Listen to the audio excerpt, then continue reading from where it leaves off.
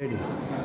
তো কুমোরটুলিতে একটা স্প্লিট এসি করলাম, প্যারাসোনিক একটা উইন্ডো করলাম, সেই বিল্ডিংয়েরই আবার ফার্স্ট ফ্লোরে আরেকটা স্প্লিট এসি করছি প্যারাসোনিক, ওই লেখা আছে পেছনে প্যারাসোনিক কোম্পানির এসি।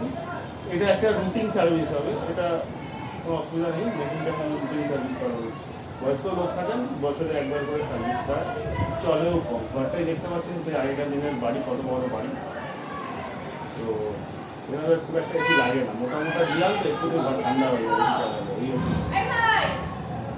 তো এখন ফর্মটা দেওয়া হয়ে গেছে, এবার জ্যাকেটটা পরিয়ে সার্ভিস করবো, ততক্ষণ বডি বোনা ধোয়া হচ্ছে। এই হচ্ছে ঘটনা, 2 মিনিট পর এটা সার্ভিস করবো।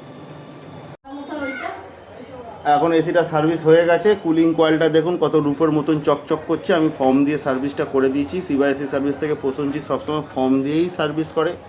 তো ফর্ম দিয়ে করার ফলে মেশিনটা কুলিং কয়েলটা কুলিং ক্যাপাসিটিও বেড়ে যাবে। আর কুলিং কয়েলটা দেখেছেন কত গ্লেস মারছে, সামনের কয়েল ব্যাক কয়েল সব করে দিয়েছে, কিছু বাদ দিইনি, সব করে দিয়েছে। তো এই হচ্ছে ঘটনা। তো আউটডোরটাও সার্ভিস করে দিয়েছি। আউটডোরটা আপনার এখানে আছে, বডিগুলো এখন পোছাপুছি চলছে। আউটডোরটাও ওয়াশ করে দিয়েছি।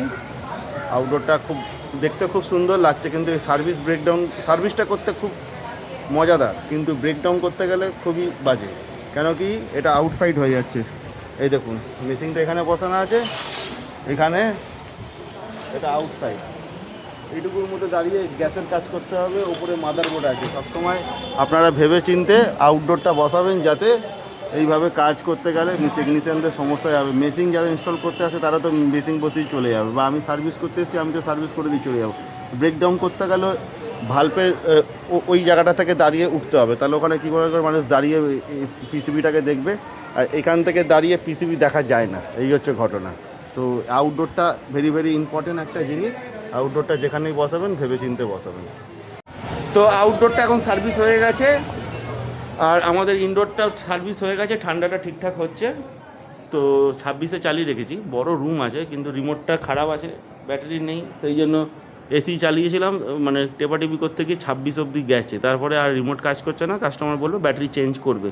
তো কাজটা কেমন কি হলো, ঠান্ডা কেমন কি হচ্ছে, ম্যাডাম কি বলছে একটু শুনে নিই। ম্যাডাম, সিবাইএসি সার্ভিস থেকে প্রসেনজিতের কাজটা কেমন কি লাগলো, আর এসির কাজ ঠান্ডাটা কেমন কি হচ্ছে একটু বলবেন? না, আমি তো এসিটা সার্ভিস করার পর আমি তো এসির দিকে তাকিয়ে আছি, খুব চকচক করছে, একদম নতুনের মতন। আমাদের এসিটা এত বছরের পুরনো, বোঝাই যাচ্ছে না। দেওয়ালটাও খুব পরিষ্কার আছে, খুব সুন্দর আমার লাগছে, একদম নতুনের মতন এসিটা লাগছে একদম।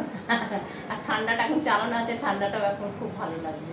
Thank you madam. হ্যাঁ, দরজা জানলা খোলা আছে, তাও আমার মানে বেশ ঠান্ডাটা খুব ভালো, ঠান্ডাটা ফিল করতে পারছেন? হ্যাঁ, ঠান্ডাটা ফিল করতে পারছি। আমার তো দুদিকে দরজা খোলা আছে, তাও খুব ঠান্ডাটা। তো স্যার, ম্যাডাম প্রসেনজিতের প্রসেনজিতের হয়ে কিছু বলতে চান?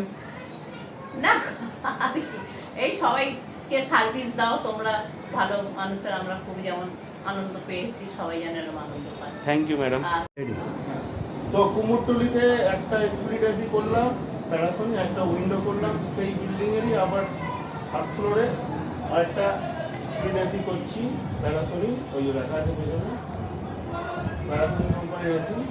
এটা একটা রুটিন সার্ভিস হবে, এটা কোনো অসুবিধা নেই, মেশিনটা কোনো রুটিন সার্ভিস করা হবে। বয়স্ক লোক থাকেন, বছরে একবার করে সার্ভিস করা, চলেও কম। ঘরটাই দেখতে পাচ্ছেন সেই আগেকার দিনের বাড়ি, কত বড় বাড়ি। তো এভাবে খুব একটা এসি লাগে না, মোটামুটি দিলাম তো একটু ঘর ঠান্ডা হয়ে যাবে এই